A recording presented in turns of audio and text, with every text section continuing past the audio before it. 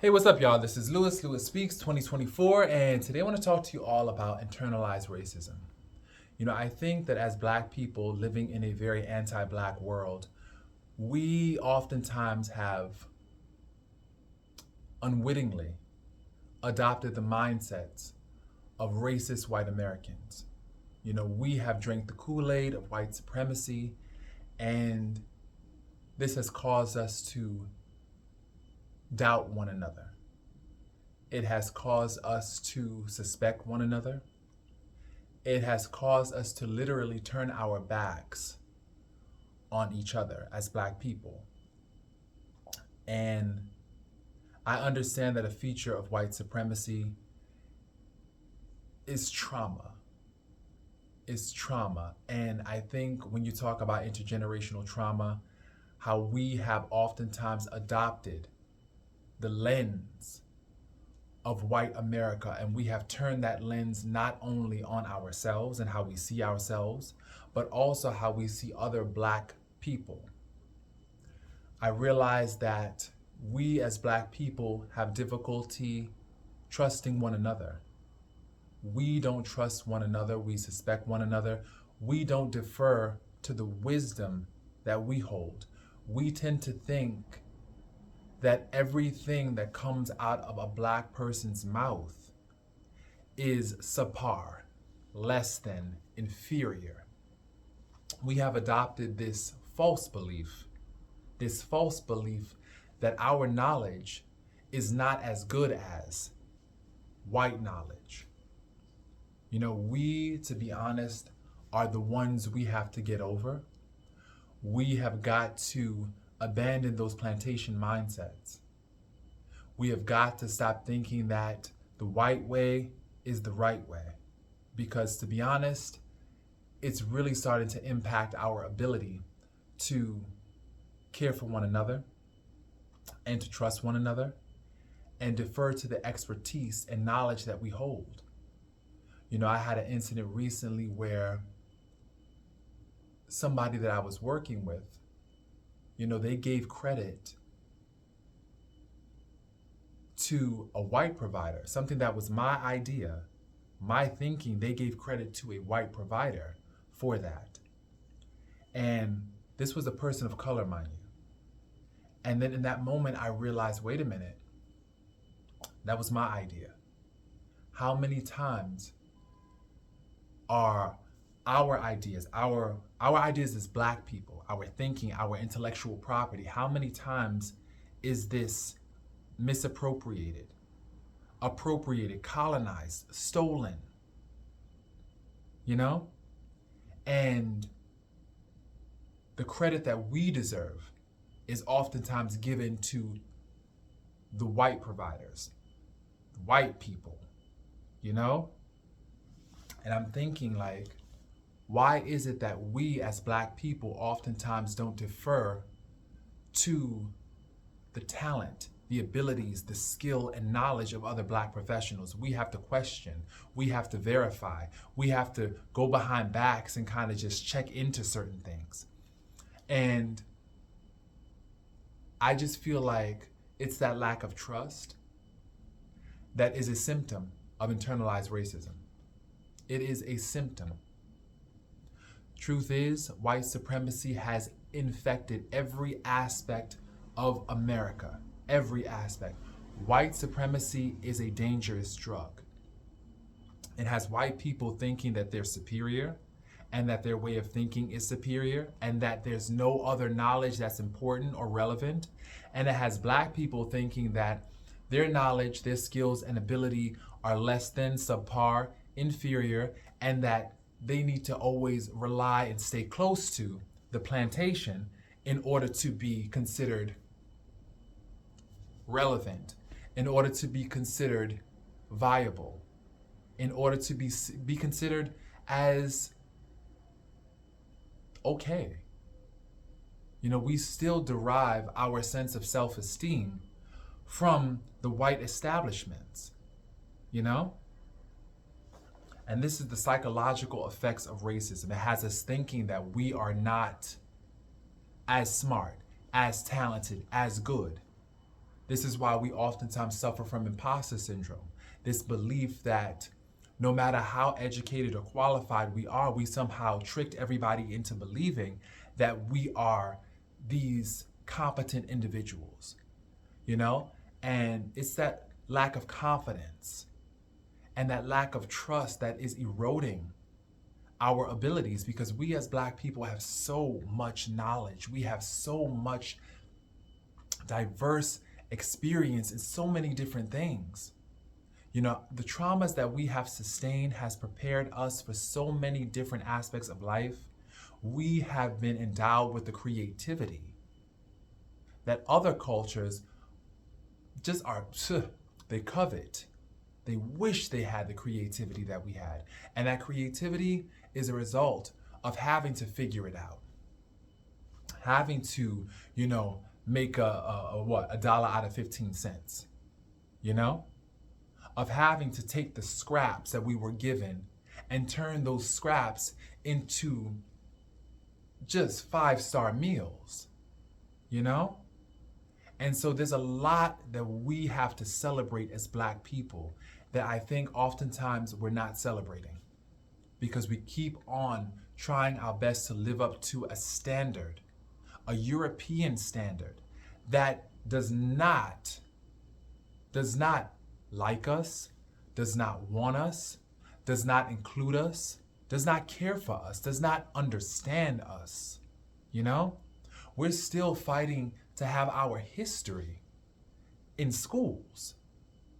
When you think about critical race theory, oftentimes there's fights and just battles just to try to have kids know the truth about Black history. Oftentimes, white people want to try to bury the truth. And this is historic. When you think about Lanier Lake, go in your history. Lanier Lake, beautiful, wonderful town of Oscarville, basically was thriving, doing well. It submerged underwater. It was burned, it was pillaged, then it was drowned. And now Lanier Lake is considered a haunted lake with the souls of Black folks that are crying out and basically just seeking retribution.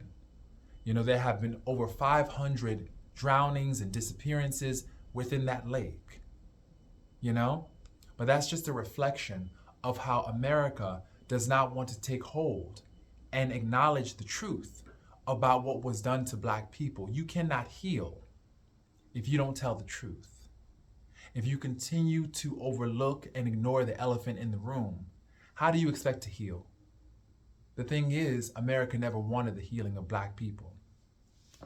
They only wanted the enslavement, the psychological enslavement, the dependence of Black people. They want us dependent. And there's a new plantation. There is a new plantation, because here's the thing. Everybody wants to say that racism is gone and that we continue to play the race card as Black people, right?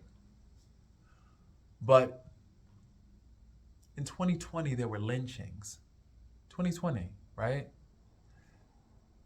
There are just new, sophisticated forms of racism that are now coming out.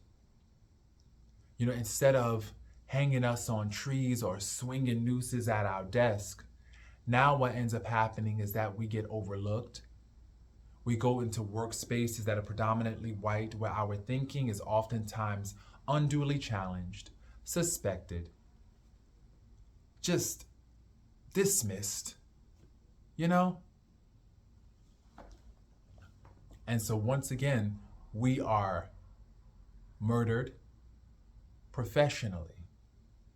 Oftentimes many Black people that I have talked to who are in corporate America, who are in various work settings, who are even within the mental health arena. These are professionals within the mental health arena. You would think the mental health arena got it right or gets it right. It doesn't. Oftentimes, this is an arena where Black bodies are oftentimes re-injured, re-traumatized, ignored, because white providers do not understand the history of Black Americans. And they don't want to know the history. They feel guilty. Their white guilt serves as a blinder and serves as a barrier to them being effective with Black clients. And once again, this is not all, but majority of the providers that I have worked with who have been white, oftentimes they just don't understand. They just don't get it. They just don't comprehend the systems of poverty and the way that racism has shown up in every aspect, the structural racism, the institutional racism, you know, the medical racism. That's a big one nowadays, where our pain as Black people are not even believed by medical providers, you know, where we have to advocate. And you have to keep in mind also, when you are sick and not feeling well, the last thing you want to go through is having someone not believe you, having to fight just to be believed and get the appropriate care that you need. We as Black people have constantly got to go through that. Constantly. You know, I went to a dentist yesterday, right? It was a white dentist. And she did a terrible job. Terrible. Normally you get the full treatment, you get some mouthwash, you get, you know, tartar scraped off, you go for preventative care, dental care. The care that I received was subpar. Subpar. And you have to wonder, is this because I'm Black? Is it because she's not comfortable providing that level of care, so I get this touch and go? You know? You wonder. I look at the wall just to see her credentials, and what I see is a culturally competent certificate where she took a course on how to be culturally competent. I hate that term, by the way, culturally competent. Ugh. That's what most people are doing. Most white people, in an effort to avoid litigation, in an effort to avoid accusation, they'll take a course on cultural competency, and all of a sudden, they're no longer racist. Biases have been erased. I took a course on cultural competence, so I don't have a bias, right? I took a diversity training, so no, I'm good. That means that I'm a good white person who has taken the course, and I've done my work, and I'm no longer biased. Really? Wrong. Cultural competency training is just basically just a performative measure for a lot of white providers and a lot of white people in general. It is basically just them to feel good about themselves, to absolve themselves from doing the necessary work to really challenge their biases, really go deep. And there are a lot of white people who are doing their work, who are committed, who are definitely strong allies, and they get it. They get it. And to those white people, I celebrate them. I celebrate them because I definitely appreciate the way that they want to understand, and they're actively doing the work, and they're continuing to do the work. You know? They're continuing to try to unearth those biases. So definitely you can appreciate that. But then there are other white people who just want to just give you the scenery, you know, a lot of symbolic gestures, but really there's no genuine investment in Black lives and Black issues, you know? And they're always reverting back, some are always reverting back to guilt, you know, or accusing Black people of overreacting, right? And that racial gaslighting right there, trying to deny the experience, the very real experience of Black people in this country, that right there lets me know that there are some white Americans who do not get it. They don't get it. They don't get it. And we as Black people continue to perpetuate that with our own internalized biases, you know? And we have, let me tell you, Black folk, we are not innocent because we have a lot of work to do ourselves. We have got to stop deferring to the white way of thinking and treating our own knowledge, our own beauty, our own traditions, our own customs as subpar, as less than, you know? I think the moment that we begin to really do our work and really get the knowledge and the skills, you know, that'll be the first step. The first step. And granted, truth be told, we oftentimes are not allowed access, even to this day. We're not allowed access within certain spaces where we can acquire this knowledge. You know, we're oftentimes redirected, oftentimes given misinformation, you know, because that has happened to me in numerous professional settings that I've been in, where oftentimes I have not been given the correct information or insufficient information in order to do my job correctly. And so this has left me feeling shipwrecked. But to be honest, it's our responsibility to dig and the deep dive. We have to dive deep to figure out the information that we don't know. Because oftentimes no one is going to tell us. If we're relying on the plantation to eat, you will starve. I'll say that again. If you are relying on the plantation to eat, you will starve. You've got to do your work. You've got to know how these systems operate and learn how to navigate these systems. We've got to. Because if we don't, no one's going to show us how to do these things. They're going to try to leave us in the dark. They're going to accuse us of trying to be welfare queens and trying to jerk the system and get over on the system and be slick and have all these negative connotations to our honest desire to know. They're going to always accuse us of some kind of negative, intention. But we got to know. We got to be in the know, and we have to be able to combat. You know? There are no friends here when it comes to our survival.